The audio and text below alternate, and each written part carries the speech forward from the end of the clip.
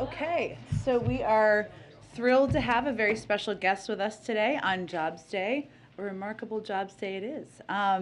Dr. Cecilia Rouse, Chair of the Council of Economic Advisors. Because we're running a bit late, she has a very small window, but has agreed to take a few questions and also to come back. And then we will have a briefing as long as we can. And for those of you in the pool, we will keep you updated as well. So with that, I'll turn it over. Good afternoon. So I really appreciate this opportunity to talk about today's job report, as this is a bright spot and a sign of our strong labor market recovery over the past year. The February jobs report is extremely solid. The economy added 678,000 jobs in February, well above market expectations. Revisions to the prior 2 months added over 90,000 more jobs than originally reported, with an average monthly gain of 582,000 over the past 3 months. Other data demonstrate our strong economic rebound. The unemployment rate ticked down to 3.8%, and the labor force participation rate ticked up, reaching a new pandemic high. Since President Biden took office, the economy created 7.4 million jobs. This includes the greatest single year of job growth in American history and the fastest economic growth in almost 40 years. This month's report reflects broad-based growth. For example, the unemployment rate for workers with less than a high school degree is the lowest on record. And employment in all major industries either grew or held steady. Last year, the economy created more manufacturing and trucking jobs than any year since 1994. While the care industry is still behind the overall labor market in terms of its recovery, we saw meaningful increases in nursing and residential care, child care, and state and local government, which is often schools.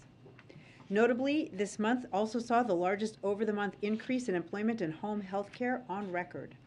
These are important components in helping those with care responsibilities get back to work.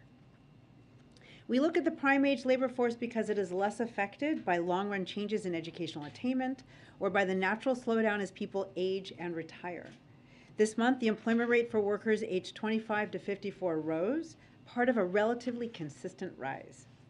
Overall, the recovery from the pandemic recession has been faster than any of the past recessions. For instance, in 2021, job growth averaged 562,000 jobs per month, nearly 3 times faster than from 2011 to 2019, the years following the Great Recession. The share of the labor force experiencing long-term unemployment or involuntary part-time work has fallen dramatically in the pandemic recovery, in part due to the investments of the American Rescue Plan. Both of these measures were often sources of scarring after an economic downturn, which describes conditions where workers suffer economic impacts for substantial time after the recession ends. For instance, after the Great Recession, the long-term unemployment rate reached 4.4%, but did not fall to 1% until 2017, about 7 years later than it reached its peak. From January to February of this year, the long-term unemployment rate held steady, but overall has dropped during the pandemic recovery from a high of 2.6%. We also know that one way scarring can affect workers is through increasing share of workers who cannot get all the hours that they want because they cannot find a full-time job or because business conditions are weak. But similar to the long-term unemployment rate, this measure has seen rapid recovery. The percent of the labor force that is working part-time for economic reasons ticked up in February to 2.5%, but remains below its level in February 2020. Monthly employment and unemployment data can be volatile, and payroll estimates can be subject to substantial revisions. Therefore, it's important to focus on trends rather than data in a single month, which is what the administration stresses every month. Thank you, and I'm happy to take questions. Trevor. You've seen a fairly substantial slide in the stock market this year. We've seen rising oil prices. Those are obviously pressures on the economy. Do you think that if those trends continue, that they will reverse the gains that you've seen? So I think it's important to separate the stock market from the real economy. And the growth that we've seen in the real economy has been the fastest in almost 40 years. We've seen job growth that is historically fast. Obviously we are monitoring the financial sector. The actions of the Federal Reserve play a key role there, and obviously the tensions and the invasion of Russia of Ukraine is having an impact there. So we are monitoring, we are impacting, but quite honestly, we go into 2022 from a position of economic strength. The bones of this economy are strong and has the resilience to weather what is ahead of us in this year ahead. Understanding that, excuse me, data is fluid and volatile right now, but given the strength that the U.S. economy has, how long can it withstand the spikes we've seen in commodities, just the general environment, before the threat of tipping into a recession becomes real at this point? So, look, the economy is very strong. What we saw in February was that we added almost 700,000 jobs over the month as the cases of Omicron were coming down, but did not get down to zero. So what we saw was the resilience in this economy, that we were able to continue the recovery as we're also learning to live alongside of this pandemic and safely get back to our normal lives. So we are optimistic if we continue. The president we have the tools. The president has asked for Congress to have additional tools, which we know are going to be so important as the pandemic is not over, but we know we have the therapeutics, we have the resources to develop vaccines quickly, we've got masking, we have the tools to navigate the pandemic as we go forward. So we are optimistic that we can continue this robust recovery. This president has an economic plan to grow this economy from the bottom up, middle out. It's premised on making the key investments in this economy that have not been made over decades. So the bipartisan infrastructure law was a key component of that. And there are components of his, what were parts of Build Back Better, which is the child tax credit, which is investments in children, paid leave, which help people balance work and home responsibilities, helping people get back to work and balance their care responsibilities, lowering costs for families, whether it's in prescription drugs, childcare costs that have been increasing for decades and that are so important to this economy. So this president is focused on that kind of economic investments, which are premised on increasing our economic capacity, which is the kind of sustainable economic growth that we're looking to see. Given the good news that you just mentioned and the trend lines, which have been very, very positive, why do you think this president is not getting credit from voters for steering the economy in the right direction? Well, I think that's a really complicated question. We know that the American Rescue Plan was really an insurance policy for this economy. What we know is that there are millions more families. We created, the economy created 7.4 million jobs over the past year during this presidency. And so we know millions of families are able to, have a job and put food on the table and pay their bills. What we know in the confidence data, a lot of that is premised on inflation. And we do have inflation. The president has acknowledged that. We understand that. He is focused on that. But what people also report is that their own finances are fairly healthy, but they see the kind of uncertainty in the economy that is there. So we're a pandemic-scarred society. That's not just the economy. There's uncertainty as we navigate our way out of this pandemic, and then the tensions, between Russia and Ukraine are going to add to that uncertainty as well. As you described the strength in the economy, if there were a policy decision made to stop importing Russian oil, what impact would that have? And do you see a resilience in the American economy to withstand that? So again, we're in a very good position. What we know is that, from the U.S. economy, we don't import a lot of Russian oil, but we are looking at options that we can take right now if we were to cut the U.S. consumption of Russian energy. But what's really most important is that we maintain a steady supply of global energy. Last one, Josh. Sorry, just to follow up on that, we're reporting right now that you are considering a ban on U.S. imports of Russian crude. Should I interpret your answer just now that it might be more targeted than that? So we are considering a range of options, but what's really essential is that we maintain a steady supply of global energy. We don't want to disrupt. Look, energy is a global market, and we do not want to disrupt that market. And on today's report, the jobs number was great. The wage growth is pretty sluggish. I'm wondering, is that normal to expect a disconnect there? Does one typically follow the other? And what do you draw from that? How can you get wages to keep pace with the actual job numbers themselves? So from month to month, data can be volatile.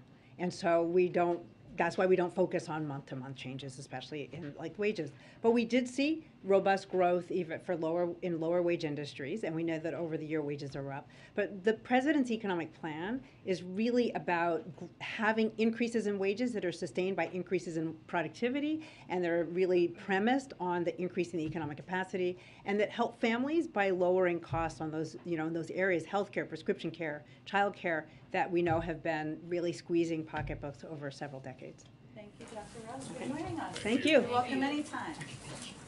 Okay, I just have 2 items for all of you at the top. I just wanted to provide, I know we announced this yesterday or the day before, but a brief overview on 2 critical urgent funding needs the administration has sent to Congress. First, to provide assistance to Ukraine. The United States has already provided over $1.4 billion in assistance to Ukraine since 2021, and together with our European allies and partners, we are holding Russia accountable for its unjustified and unprovoked invasion. To continue this important work, we're requesting $10 billion to deliver additional security assistance for Ukraine, to provide life-saving humanitarian assistance for the Ukrainian people, and more support for stronger sanctions enforcement and for U.S. troop deployments to reinforce NATO's eastern flank and deter Russian aggression. This is an urgent priority. I think everybody would agree, Democrats, Republicans, the American people, and it is urgent so that we can continue to deliver on our commitment to support the Ukrainian people. Second, the other part of our request is on COVID-19 response. While we now have tools like vaccines, treatments, tests, and high-quality masks to protect people, we didn't get here by accident. It's a result of wise investments over the past 14 months that led to this widespread availability. And I would note that we did that while we had the rise of 2 variants that weren't even planned for, of course. Well, they were planned for, but we had to account for them, I should say, in our spending. We need additional funding from Congress to secure more medical supplies to keep this country moving forward. And let me be very clear, this is an urgent request, and this is what is at stake in our fight against COVID. By May, our current supply of monoclonal antibodies will stock out. By July, the current supply of pre-exposure prophylaxis drugs used to protect immunocompromised people will stock out. Funds are needed in March to secure additional supply in July. You have to order them ahead so that you have them when they're needed when you run out of stock. By September, we anticipate our supply of oral antivirals will run out if additional pills are not purchased now. And within weeks, we expect testing capacity to drop if additional investments are not made soon. And as I would note in the President's State of the Union, he also announced the American people can order more tests. So there, we obviously want to meet that demand. Given how costly COVID has been, with so many of our fellow Americans hospitalized or dying and our daily lives disrupted, we simply cannot afford to wait on investing now and keeping people protected. Also just wanted to give you a preview of the week ahead. On Tuesday, the President will travel to Fort Worth, Texas, to speak with veterans, caregivers, and survivors about addressing the health effects of environmental exposures, such as burn pits. Obviously, he talked about this priority in his State of the Union address earlier this week. It's part of his unity agenda for the nation. He supports legislation that would expand access to health care and benefits for veterans affected by these exposures during military service, and he was encouraged by the passage of a bipartisan bill in the House just yesterday. Wednesday evening, the President will deliver remarks at the Senate Democratic Caucus Retreat. On Thursday, sorry, I'm going to sneeze at some point. On Thursday, just wanted to not scare anyone, the President will welcome the President of Colombia to the White House to celebrate 200 years of positive diplomatic relations and consult on a range of regional and global issues of mutual interest. During their bilat, the leaders plan to reaffirm the bilateral relationship and discuss COVID-19 response, future pandemic preparedness, economic recovery, and regional responses to migration. That evening, he will deliver remarks to the Democratic National Committee members at their winter meeting, and on Friday, he will travel to Philadelphia, where he will deliver remarks at the House Democratic Caucus Retreat. I would note that Friday is also when we will be marking the anniversary of the American Rescue Plan. I'm sure you will all be celebrating with us, voluntarily or not. So we look forward to that. With that, Colleen, why don't you kick us off? Thanks, Jen. So President Biden has promised that there's going to be no American boots on the ground, and he's also acknowledging that the war in Ukraine is going to impact pocketbooks. We see, especially with what happened last night with the nuclear facility in Ukraine, no sign of Putin stopping, and in fact, he's telling Macron that he's in this till the end. So I wonder what makes the administration confident that Americans are willing to, pay for the price of Ukrainian liberty, especially if this is going to drag on for long. And then I have a separate question.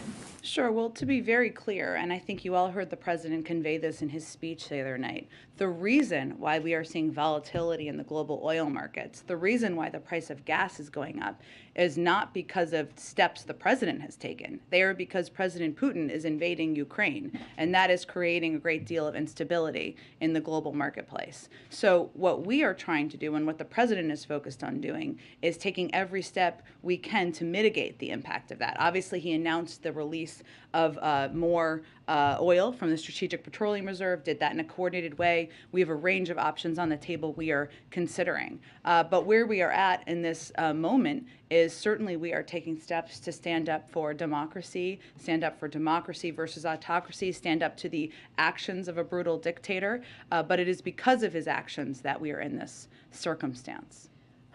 One other question on the Supreme Court reinstating the death penalty for Boston bomber. Yeah. I wondered, I know there's a moratorium, on the death penalty the DOJ has put in place, but are there any other actions planned or any other steps taken to keep the president's pledge to end the death penalty?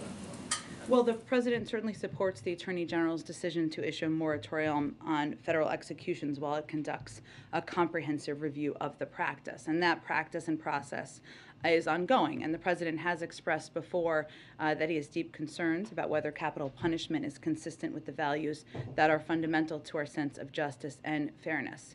Obviously, I can't. This is a case that the Department of Justice could certainly speak to, but I would just say that President expressed horror at the events of the Boston Marathon bombing at the time. He believes that Tsarnaev should be punished for responsibility in the murder of 3 innocent people at the marathon, for wounding dozens of others, and for his role in killing 2 police officers who were attempting to bring him and his brother to justice. And he knows the deep pain that his crime caused. As the president said at the 1-year commemoration of the bombing, quote, "I know that no memorial, no words, no act can fully provide the solace that your heart still yearn to acquire." He has made clear, as I noted, his grave concerns about capital punishment as implemented, but he respects the process and the ongoing review that is being led by the Department of Justice and the Attorney General. Go ahead. Thank you. Overnight, we saw the Russians attack this nuclear power plant last night. The U.S. Embassy in Kyiv noted on Twitter, it is a war crime to attack a nuclear power plant. Putin's shelling of Europe's largest nuclear plant takes his reign of terror one step further. So just to be clear, is it now the position of the U.S. government that Putin has engaged in war crimes? Well, we have an internal review that's been ongoing prior to last night to collect evidence and data of the targeting of civilians, of the reported use of horrific weapons of war on the ground in Ukraine. That's an ongoing process. We have not made conclusions. It's a legal review and a process that goes through the administration. What I will say is that the intentional targeting of civilians or civilian objects would be considered a war crime, even as we are assessing that. Regardless of the legality, this action was the height of irresponsibility. The Kremlin must cease operations around nuclear infrastructure, and we have, of course, remaining concerns. I would note that just on in the developments that have happened overnight as it relates to the nuclear power plant, I mean, obviously the Russian government's actions were extremely reckless and dangerous. They could have posed a profound threat to the safety of civilians in the region and beyond. We do applaud the ability of the Ukrainian operators to keep all 6 reactors in safe conditions while under attack, and to report as they were able to the nuclear regulator, which certainly was helpful. As you know, last night the president not only spoke with President Zelensky, he also spoke last night to the head of the National Nuclear Security Administration for an update on the situation at the plant. So that is a piece of positive news for the moment. But we remain concerned, of course, about the fact that they have clearly taken control of the plants, or it appears so, the Russian military has. The best step for nuclear safety would be for Russia to immediately withdraw its forces around the facility. And on the Hill, we've now seen this really sort of broad range of bipartisan support behind this legislation to ban Russian oil imports. The Speaker has said she's all for banning Russian oil. I guess first, just what is your stance on Senate bill, and is this something that the president would sign? Well, I think as we talked about a little bit yesterday, how the president has been approaching any of the steps we've taken as it relates to Russia and the actions of Russia and holding President Putin accountable is to take every step to the maximum impact that will impact President Putin, the Russian economy. I mean, the stock market has been closed now for the longest time in history. Russia is in a full-blown financial crisis.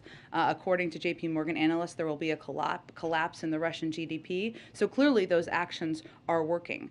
We will have one of his principles from the beginning has been to do that in a unified way, in a coordinated way, because we are stronger if we are together as we work with the Europeans. The third principle, or another principle, I'm not sure what number I'm on right now, has been to, while we're maximizing the impact, to minimize it on the American people, on the global markets, on and certainly we are mindful as we look at all of these options of making sure we're not having that impact. So we want to maintain, as Dr. Rouse said, a steady global supply of energy with whatever actions we take.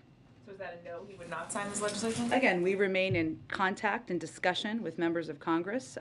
We are looking at options we could take right now to cut U.S. consumption of Russian energy, but we are very focused on minimizing the impact to families. If you reduce supply in the global marketplace, you are going to raise gas prices. You're going to raise the price of oil, and that is something the president is very mindful of and focused on.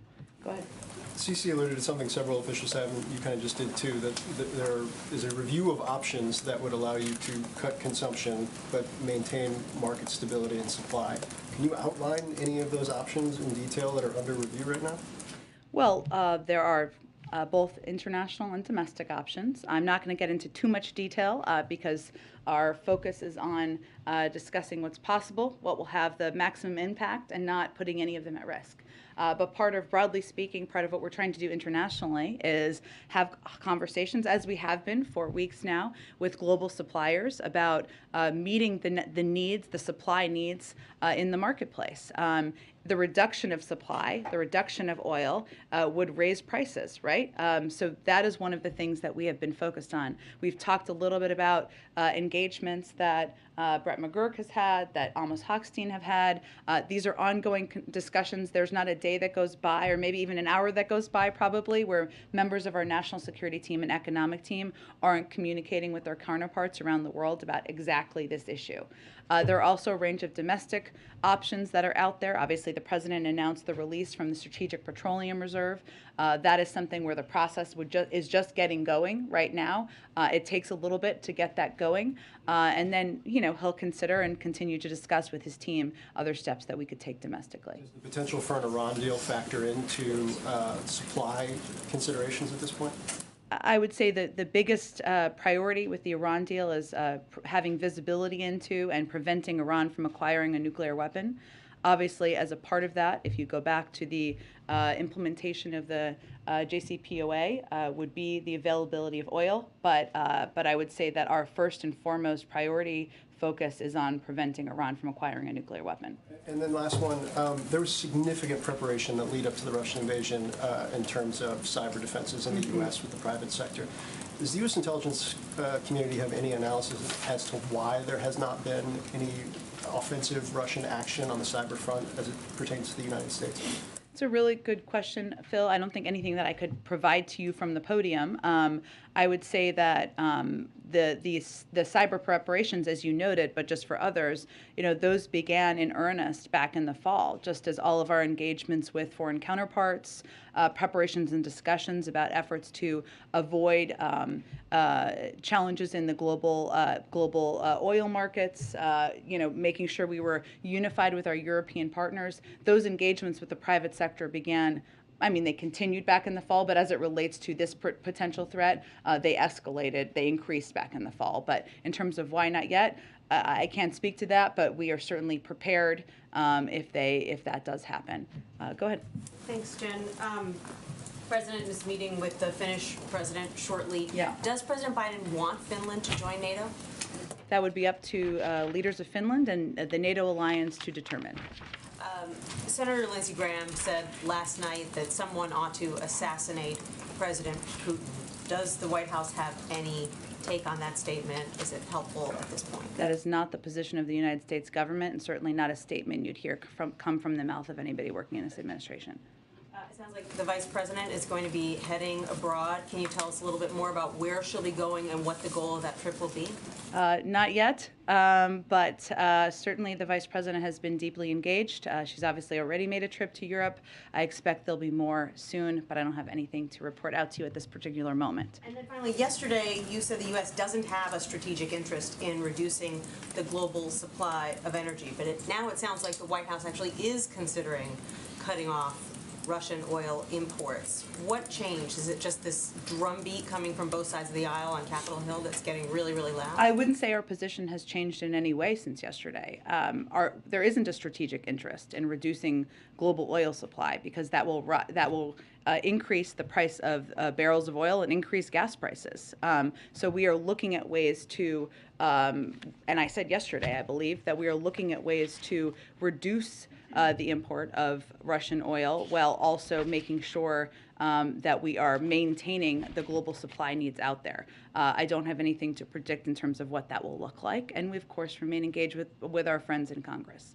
Go ahead. Thanks, Jen. There have been some calls to establish safe passage corridors for humanitarian aid purposes. Is that something that the U.S. is at all working on? And then how would it be enforced? Because in 2014, the Russians killed a whole bunch of Ukrainians who were trying to flee in a similar fashion. Well, we are in close contact with Ukrainian leadership to support their efforts, and you're absolutely right. Humanitarian corridors are absolutely critical to help evacuate civilians, provide urgently needed humanitarian aid such as food, water, medical supplies to ensure civilians can travel safely. We've seen and continue to see devastating attacks on cities and infrastructure, including schools, hospitals, and houses that are catastrophic at the hands of the Russian military. So what we need to see is sincerity about the implementation of humanitarian access, work to establish that quickly. In terms of the implementation of that, I don't think I have any more details to convey here, but I think obviously saying you're going to do humanitarian corridors or conveying an openness to that, to your point, is very different from allowing food, water, medical supplies, and civilians to move, and certainly there would need to be an implementation component, and they would need to take the implementation of it seriously. Is that something that then the U.S. is going to discuss with NATO about potentially getting involved in doing? I just don't have more details on the implementation for you to outline from here, but certainly, the establishment and of humanitarian corridors, the implementation of it, the Russian leadership taking that effort seriously would be something we would welcome. And then following up on Phil's question about the cyber attacks. Obviously, it didn't happen leading up to the invasion, but do we have, as the U.S., a capability of knowing whether or not they tried to do something like that? We have a range of capabilities. I'm not going to get into them from here. Okay. And then what happens if, you talked about the legal reviews happening for the war crime element earlier. What happens next if the review finds that Putin did commit war crimes? Then what happens? Well, there's a range of means. I would say first, well, we have our own internal review going on, and if we and as we continue that, we will provide any information to both the International Criminal Court, the UN, other entities that are investigating from an international standpoint. We also helped pass a resolution at the UN Human Rights Council to establish a commission of inquiry, which would be an entity where we could provide information that could support future investigations and also determine, to your question, I think, accountability measures. We also joined 44 other countries in establishing an expert mission through the OSCE to investigate possible violations and abuses of international human rights and humanitarian law by Russia and its forces. So typically, obviously, we have a range of resources here, as other countries do, and our focus would be feeding that into the international process. In terms of what you just laid out there, and I know yesterday you said that you didn't see Russia being booted from the UN Security Council because they have a permanent seat. How do you reconcile potential that you have a member of the Security Council that's flagrantly undermining the charter? Is there anything that can be done, especially if he is found to be committing war crimes? Well, I think that's part of the accountability question, right, Jackie? And obviously determination about the future role of any country in an organization would be up to the member countries of that organization. We are one. We are not the only one, but certainly accountability would be a part of that process. Because it would be a concern for the U.S. or for the UN, for their, sort of, for everything they stand for to have. I think the UN has been, and the vast majority of countries in the UN have been incredibly aligned and outspoken about the horrific and barbaric actions that they have seen by the Russian military and at the direction of President Putin on the ground. One last one. Zelensky said yesterday that he felt like the whole world was too late. What's the president's response to that? I would say that, President Zelensky has been standing up courageously and bravely in a moment where his country, his own security, his own concerns about his security are understandably under threat. The United States has been working for months to build a global coalition that will hold President Putin accountable. We have been providing a historic amount of security assistance, military assistance, humanitarian assistance, economic assistance to President Zelensky and the Ukrainian leaders, and we will certainly continue to stand by his side. Go ahead, Kelly. Can you give us any sense of a timeline or a triggering event that would result in this policy change regarding Russian oil and any decisions that may be forthcoming? Is that imminent, or is there something that, is there an outside event that you're waiting for? I wouldn't say, Kelly, it's an outside event. I think our continuing concern continues to be, everybody wants to hold President Putin and the Russian leadership accountable. Everybody supports the efforts that President Biden has been leading around the world to put in place crippling financial sanctions, and they have had an enormous impact. But what we are also mindful of is not taking steps that would have the impact of raising energy prices, raising oil prices, raising gas prices for the American public. And we also are mindful of doing things in a way that is unified with our partners around the world. Can you speak to how the president has steeled himself, hardened himself, if you will? He's made a commitment not to put American troops in a military position in Ukraine. You've outlined all the steps the U.S. and allies are taking, but he's also watching what is happening, as are many Americans who are concerned about the atrocities that are taking place, the loss of life, the civilians that are being affected. Does the U.S. just watch this get worse? Is that what we should all be prepared for? I would just argue we're hardly watching. We have provided $1 billion in military and security assistance, including a range of defensive weapons that we have expedited delivery to the Ukrainian leadership and Ukrainian military. We have been the largest provider of economic and humanitarian assistance. We have rallied the world to stand up against President Putin. We are not watching. The president is leading the world in responding to this. However, he is not going to put U.S. military, men and women serving, on the front lines of battle in Ukraine to fight Russia. That has never been his plan, never been his policy, and he has no intention of doing that. Go ahead. Understanding it's not the position of the U.S. government, what Lindsey Graham said last night. What Lindsey Graham did suggest is that there's no peaceful resolution here while Vladimir Putin is still in power in Russia. Does the president share that view? The president believes there continues to be a diplomatic path forward. That is the path forward that will help resolve what we're seeing on the ground. President Putin has the ability to de-escalate. We have left the door open for months now to be engaged through de-escalation if de-escalation occurs. Obviously, humanitarian corridors, a ceasefire, those would all be steps that would be welcomed. But no, we are not advocating for killing the leader of a foreign country or regime change. That is not the policy of the United States. Quick question on the Iran talks. There was a British diplomat that tweeted this morning that the talks are close.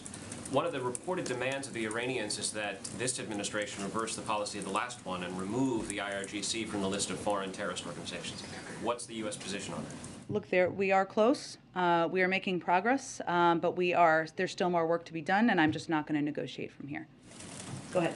Jen, the NATO Secretary General gave a really pessimistic assessment of the conflict. He said the days to come are likely to be worse with more death, more suffering, more destruction.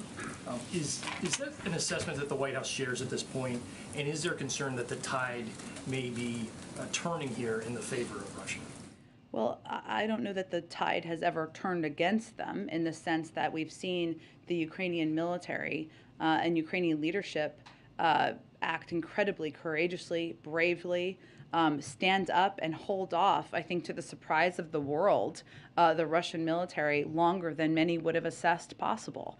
But the ambitions of President Putin have never changed, right? The efforts of the Russian military to charge towards Kyiv have never changed. So we are continuing, and our assessment has not changed on what their intentions are. And just Zelensky said, he reiterated his interest in talking to Putin. He said he needs to talk to Putin, the world needs to talk to Putin, there is no other way to stop the war. What conditions does the president need in order to have a conversation with Putin? And does he see any kind of engagement with Putin directly as constructive at this point? For President Putin, I mean for President Biden or for President Zelensky? Look, President Biden has no intention at this moment of engaging directly with President Putin. He is in the middle of an escalatory war in a sovereign foreign country. This is not the moment for the President of the United States to engage directly with President Putin. What I would say is that he leaves the door open to diplomacy. That has never closed shut. There are certainly steps. Well, I'm not going to outline from here because we'll engage on this through diplomatic channels, what exactly it would look like. There are obvious steps that can be taken. Humanitarian corridors, a ceasefire. Those would all be welcome steps. But in terms of what conditions, it's not the moment now, and I can't predict for you if and when the moment would be. Go ahead. Can I just ask briefly, the President spoke, of course, about the need to confirm his Fed nominees in his State of the Union speech. The Republicans on the committee issued a statement yesterday digging in essentially on Sarah Bloom Raskin. I'm wondering whether the White House remains committed with Senator Brown and advancing all the nominees in one slate, and if you have any response to the Republicans. Yeah, we absolutely do. All 5 of our nominees, including Sarah Bloom Raskin, are well qualified for these positions, and we're calling on the Senate to confirm them as soon as possible. I think it's important to remember what is happening here. The Republicans are not showing up to a committee vote. If one of them showed up, there'd be a quorum to have a vote, and there are enough votes to move her past the committee. That's what's happening. They're not doing their job here, which is just to show up. They don't have to vote for her. They just have to be in the room, which is essentially what people have elected them to do. So we stand by all of our nominees. We're continuing to engage with Senator Brown on moving them forward. And certainly we believe at this moment, when inflation is on the minds of Americans, when rising costs is on the minds of Americans, one thing that the Senate could do is confirm these nominees. Go ahead. Russia has cut off access to Facebook inside of Russia. How does that affect U.S. efforts? Does the White House have concerns about that source of information to Russian citizens being cut off? You know, this is part of their effort, as you know, I mean, to cut off a range of information from their public. They had talked about this a little bit yesterday, but there are concerning steps they have taken to crack down on any form of information being shared with our public. Certainly Facebook is a part of that. They've also threatened fines for journalists reporting on the ground. They've threatened, they've conveyed that there are only certain words their own Russian media can use at the risk of being fined or even jailed. This is a pattern. This is not necessarily a new approach that they have taken, but to crack down on information in their country to reach the Russian people. So certainly we are deeply concerned about this and concerned about the threat on freedom of speech in the country. One other completely unrelated question. Loved ones who have lost people to COVID, some of them are advocating for a COVID Memorial Day or a physical memorial. Yeah. Does the White House have any view on that? Would you support something like that? I think there's no question the president feels it's important to remember, to memorialize, to take a moment to think of all of the people who have lost, whose lives have been lost, and all of the loved ones who have lost loved ones. He talked about this in the State of the Union, right?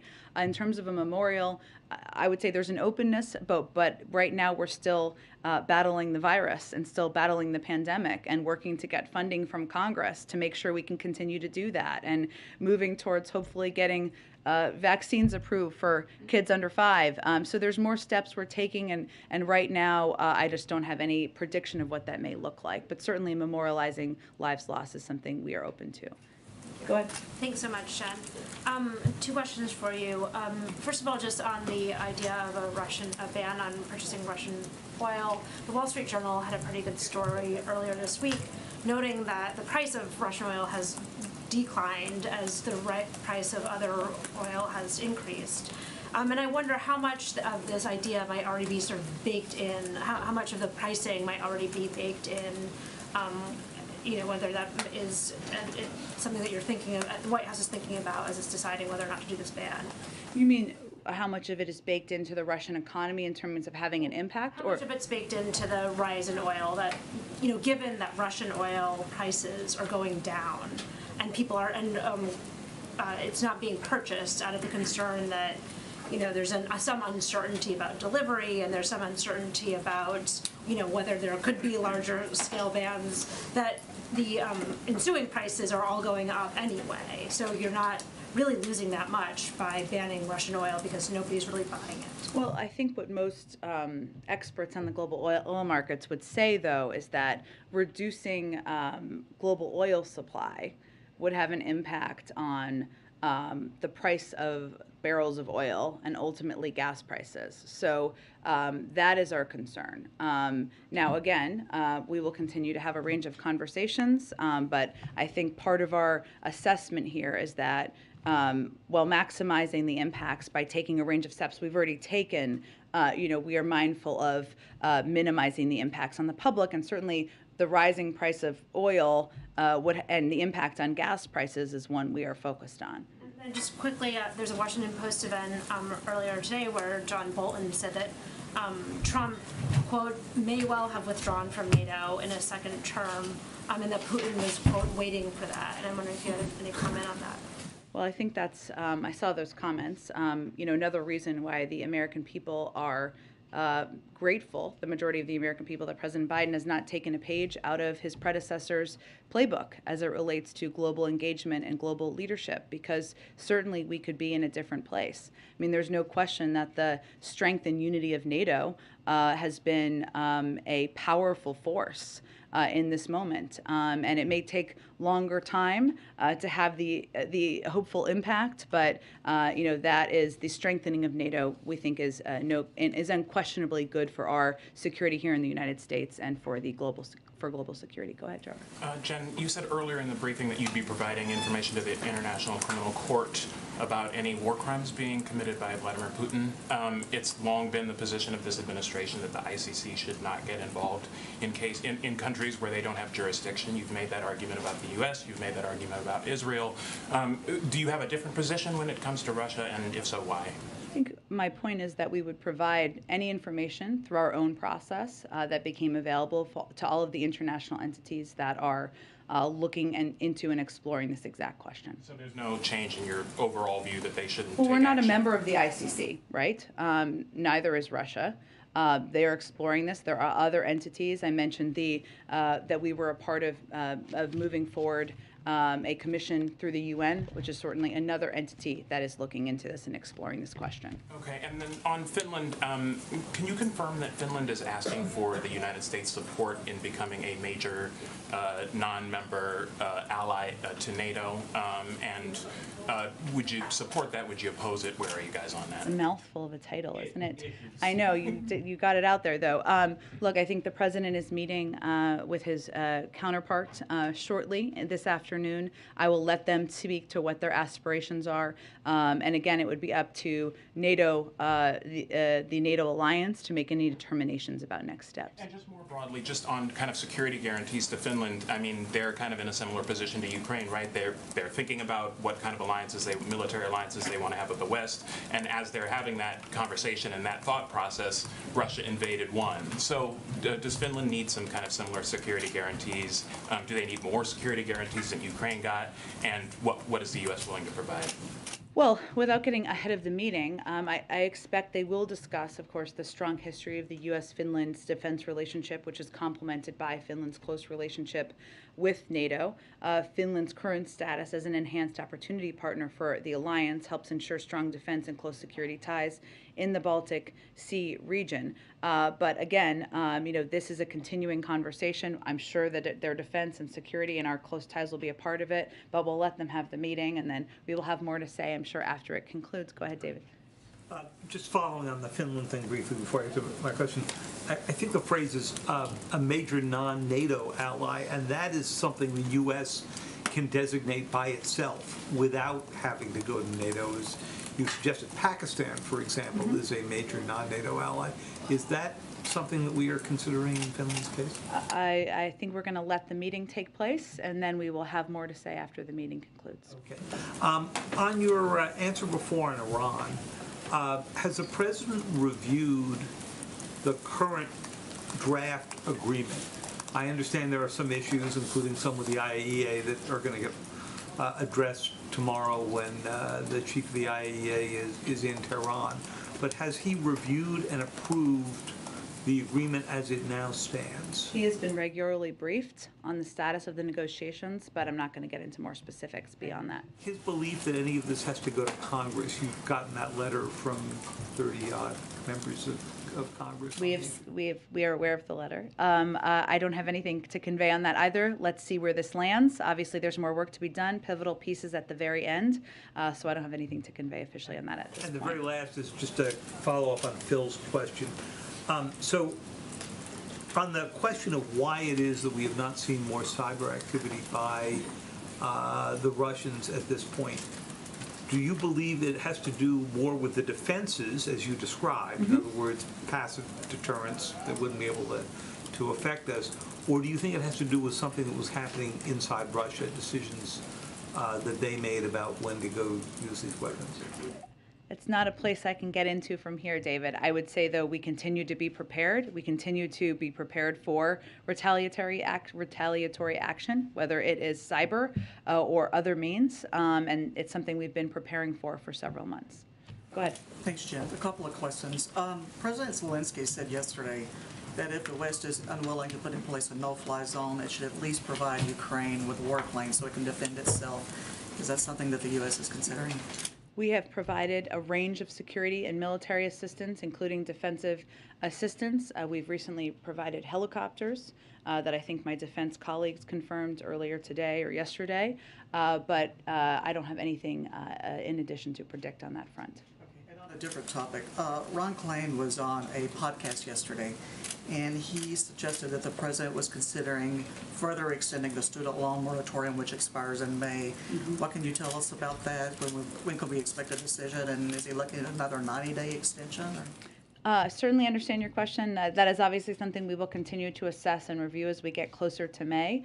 Typically, there's a period of time where you need to make a decision, or you at least need to convey to the lenders what they should prepare for, but I don't have anything to predict at this point in time. Go ahead, Karen. Thanks, Jen. Since the mask rules here have changed, it's like hearing your voice on the answering machine. Go ahead. Since the mask rules at the White House have changed this week, has there been any change to the testing protocols for the president? How regularly is he getting tested for COVID? There have not been changes to the testing protocol that I'm aware of. I would note that for all of us, we are still tested. If you see the president, you're tested that day. If you're not going to see the president, everybody is on a different version of a testing protocol. Has he been tested since Tuesday night's State of the Union? Let me check, and we will get the answer back out to all of you after the briefing. Go ahead. Ukraine asked for foreign reinforcements. What's the White House position on volunteer international fighters who want to go to Ukraine? Would you encourage Americans go there to fight, or would you rather warn because they are not protected by Geneva Convention, and maybe also it would play in the hand of Putin's narrative of... Well, our guidance continues to be that American citizens should not travel to Ukraine for any reason, so that's where it stands. Go ahead. Thank you so much. A very factual question first. Could you maybe give us the exact number of how many Russian people and entities have been sanctioned by the United States, and how it compares to the European Union, where altogether 680 people and 53 entities have been subjected to... I'm sure we can get you that. I don't have it at my fingertips, but let us get that to you after the briefing. Another one on oil imports again. Sorry about that.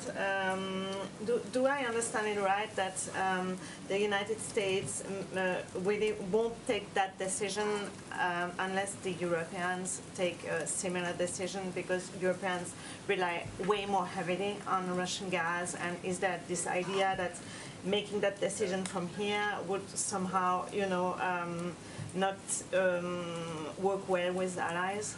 Well, we have from the beginning taken steps in coordination with our allies and partners in Europe, and that continues to be the first principle for the president.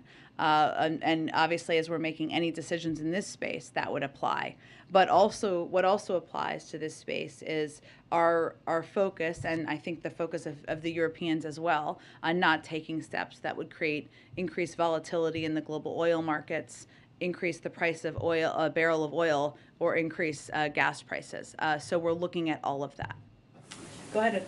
Oh, good. Okay, guys, that'll be the last one. Go ahead. Quickly then, so would the president then welcome Iranian oil coming into the United States in order to increase that supply? Again, there's not a deal at this point in time. While we're close, we're not there. So if and when we get to that point, we can speak to that question. One more. So yesterday you said, less oil supply. You said it again today.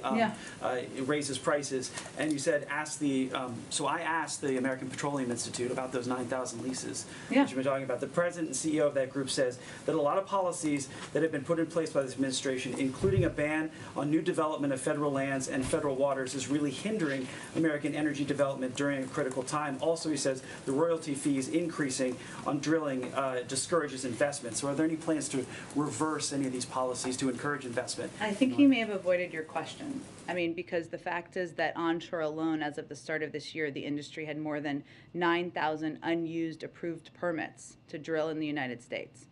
I didn't hear him speak to that in particular. And of the more than 37 million acres under lease offshore and onshore to the oil and gas industry, nearly 60% are currently non-producing. Now, obviously, our view on drilling over the long term is different, I would suspect, than the person you spoke to, which is that what overall we need to do here is reduce our dependence on oil. Europeans are doing that, we're doing that, and I think what we're all going through now in this discussion of banning oil imports and the volatility in the global markets, oil markets, is a reminder of that. So, but there's no shortage of drilling leases that can be used domestically to enhance production in this moment. The oil and gas industry is literally sitting on stockpiled leases and permits. Thanks, everyone. Okay. I'm sorry. I think everybody has to wrap and go to the next engagement here. But